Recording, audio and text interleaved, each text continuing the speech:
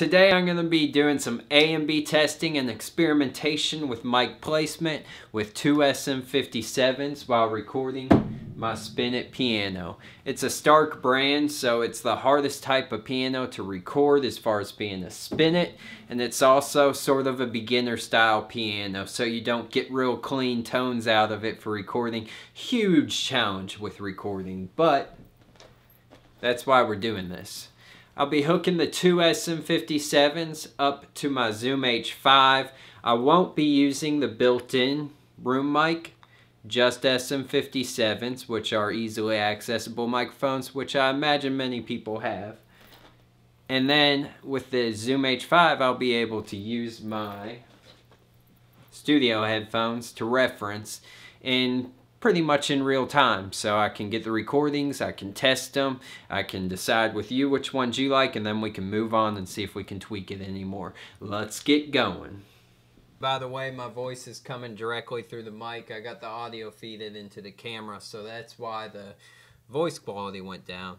First thing I'm doing is messing with just the bass notes only. So on this left channel here, I'm working with this mic only first, in order to isolate it. Then we'll worry about the treble. So to start with, I'm just going to leave it right where I already had it.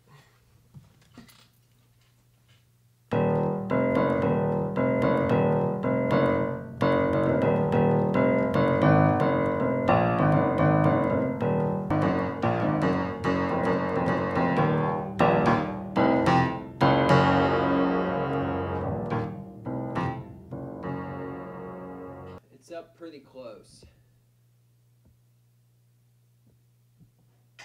Let's give that a go.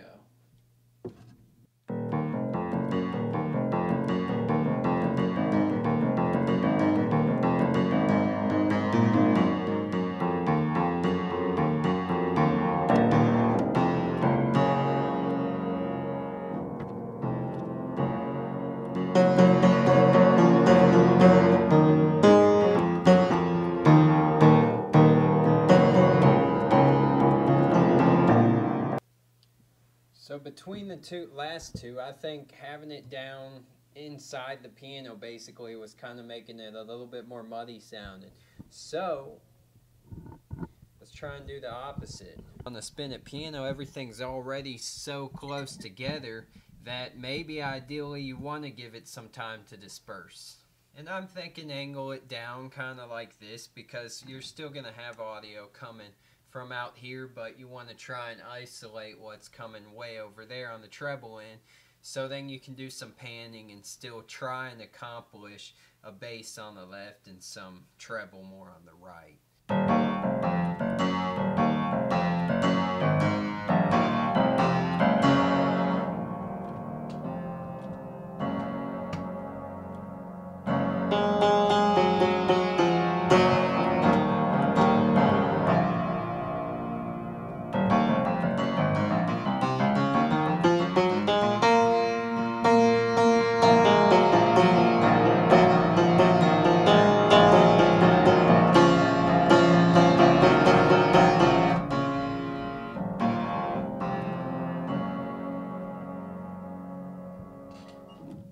So between those, I actually think that I like the bass mic being higher up, a little bit further away, and I think I'm finding with this spin and it's giving it more time for the sound to disperse.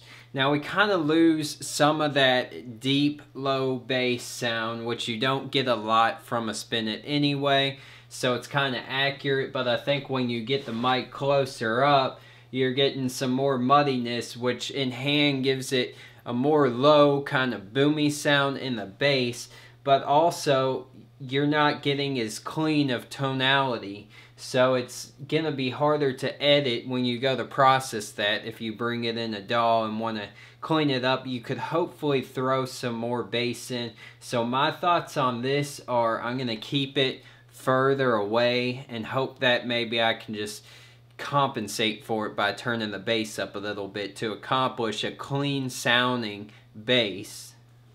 So now let's move on to the treble, And again, I'm just going to leave my mic starting out where it is right now. I'm just switching that mic off. and then I'm switching this one on.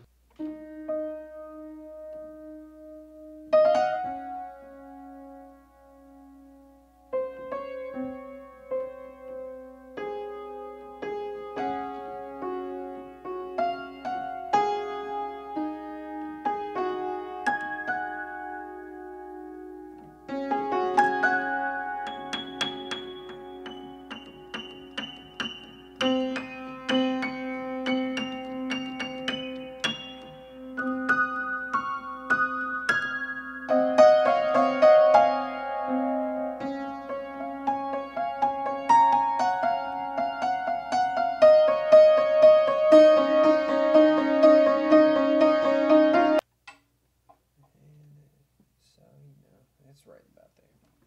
All right.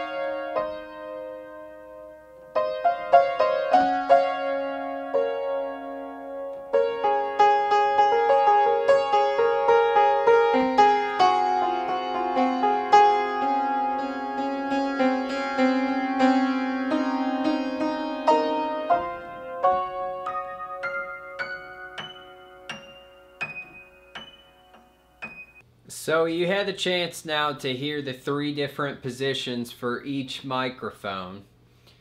And what I liked is this, actually. I liked having the bass further out, the treble closer up.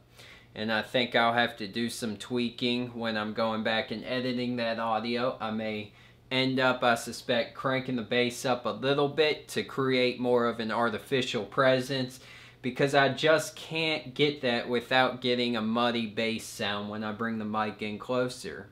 With the treble, I can do that without it getting too muddy and stuff. So I can bring that in closer, and I get that close-up present sound, where when I bring it further away, I start getting almost too much of a distance sound. It almost brings out too much of that cheap piano noise that we're trying to avoid with this recording project. So we got a further away bass mic and a closer up treble mic. Now I'm going to hit it and I'm going to mix them. I'm also going to go ahead and do a slight pan. So right here I got the left channel at 25. And then there I got the right at 25.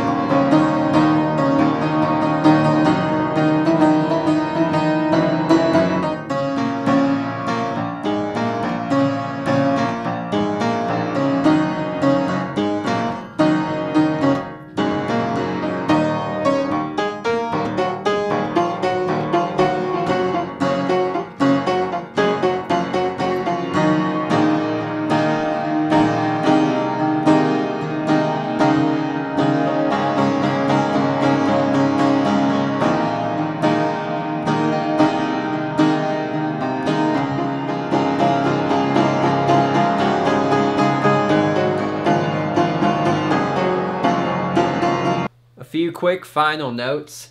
This obviously is maybe not the perfect placement. It's hard to figure out, but this is a way that you can go about finding how to set up mics for your setup and doing some quick A and B tests, as well as a way for me to show you what I was hearing when I was doing this setup. So this may be something I use more in the future if I go in the studio and it sounds good, or I might dump it and start over. But I think I'm on to something here. With the bass mic being further away, it's not going to isolate the bass as much, so I do think I will have to kind of cut out some of the trebles and boost up some of the bass in there to almost, I say artificially, but you're just kind of equalizing it to bring out the bass on that more, and then pan it left and then this panning right. I may also have to put a limiter on it, because on this piano in particular, but probably a lot of spin-it pianos, they can be really sensitive to your velocity, like how hard you hit the key. If you hit one too hard, it can really just almost like slam that audio into the microphone, and when you're listening, it can really sound harsh through headphones or a set of speakers. So you may have to apply a limiter on that. I tried to keep it kind of away from the mids, because things tend to pick up the mids on my piano pretty easily anyway without having a microphone right on that. And that peak problem where I hit something too hard and it goes in the microphone too sensitive happens commonly on the mids. So I think this might help, but there's definitely some post-editing that can help clean these situations up. Hopefully that gave you some ideas. And now you can go in your studio and maybe do a similar A/B testing process to figure out what works best for your setup. Thanks for watching. I hope you enjoyed the video. If you liked it, please subscribe and give me a thumbs up. And as always, have an awesome day.